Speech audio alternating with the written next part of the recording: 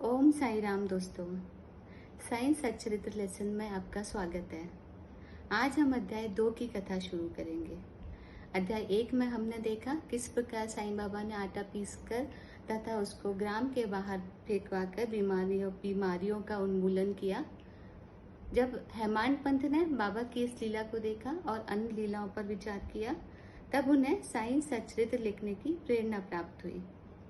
उन्होंने यह भी सोचा कि बाबा की इन लीलाओं का दर्शन भक्तों के लिए बहुत ही सौभाग्यवर्धक होगा।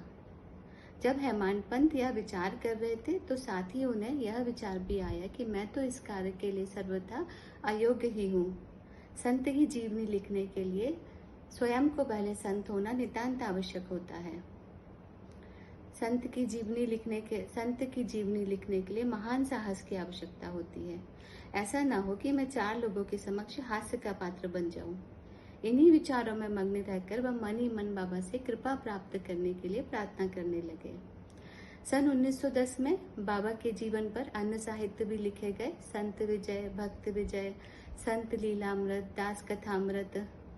अब प्रश्न यह उठता है कि जब बाबा के जीवन पर इतना साहित्य उपलब्ध था, तो साईं सच्चरित्र लेखन की आवश्यकता ही कहाँ पैदा होती है।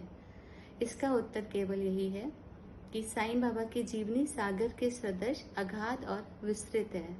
यदि इसमें गहरे गोते लगाए जाएं, तो भक्ति रूपी अमूल्य रत्नों की प्राप्ति सहज ही हो जाएगी तथा जो भक्त साईं बाबा के दर्शनों से वंचित हैं, उन्हें साईं की लीला श्रवण करने से स्वभावतः ही प्रसन्नता होगी।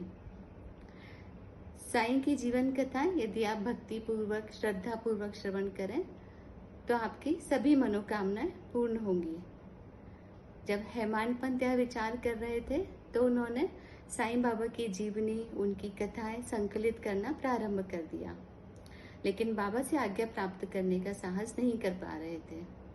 उन्होंने माधवराव, जिन्हें बाबा श्यामा के नाम से पुकारते थे, उनसे प्रार्थना की। उनसे कहा कि वह साईं बाबा के सम्मुख जाकर हेमांड पंत की तरफ से साईं सच्चरित्र लिखने के लिए आज्ञा प्राप्त करें।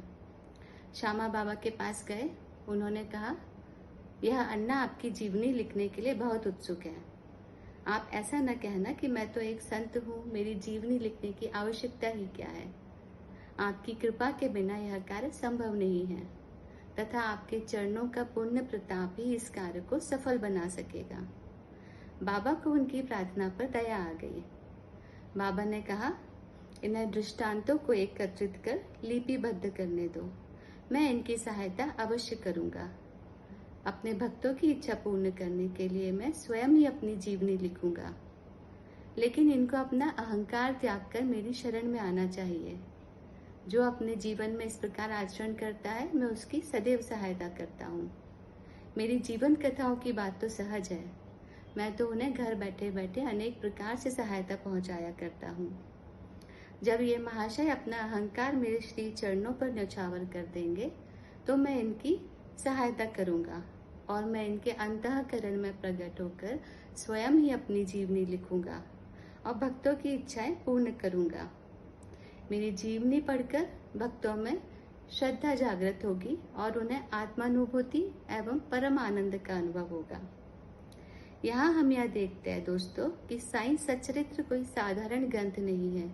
यह साईं बाबा की कृपा और मार्गदर्शन का फल है, अतः यह बहुत विशेष है। आप इसे श्रद्धा और ध्यान पूर्वक श्रवण कीजिए। साईं बाबा की अगली कथा जानने के लिए आप मेरे साथ जुड़े रहिए दोस्तों। ओम साई राम।